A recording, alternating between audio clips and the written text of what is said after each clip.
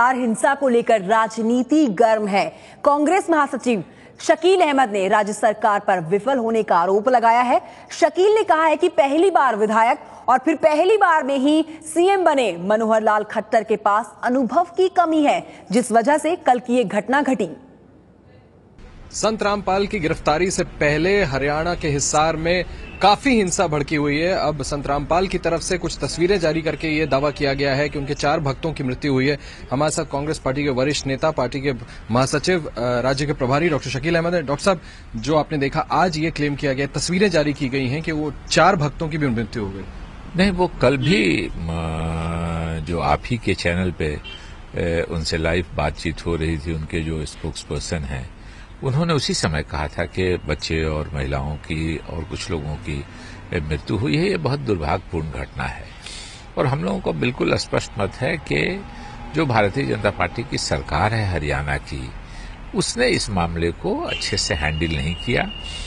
एक बात सही है, कानून को अपना काम करना चाहिए, मगर बाबा रामपाल के भक्तों की संख्या बड़ी है, भावनात्मक उनसे जुड़ाव है, तो उसको ध्यान में रखते हुए और टैक्टफुली हैंडल करते हुए इस मामले का निष्पादन करना चाहिए था।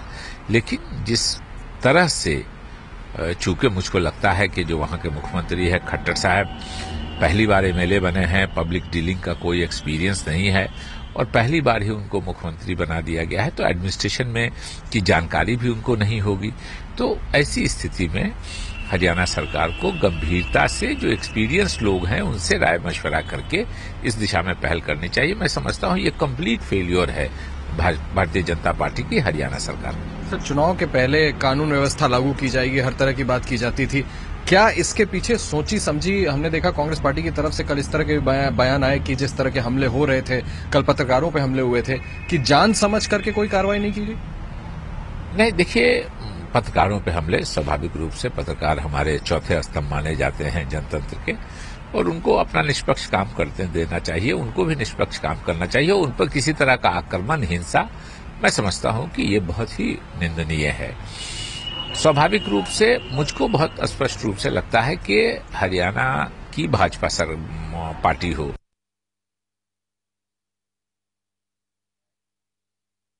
सब्ज बाग दिखाया पूरे देश को, हरियाणा चुनाव में हरियाणा के लोगों को, जिस क्षेत्र में गए उसी क्षेत्र के नेता को मुख्यमंत्री प्रोजेक्ट कर दिया।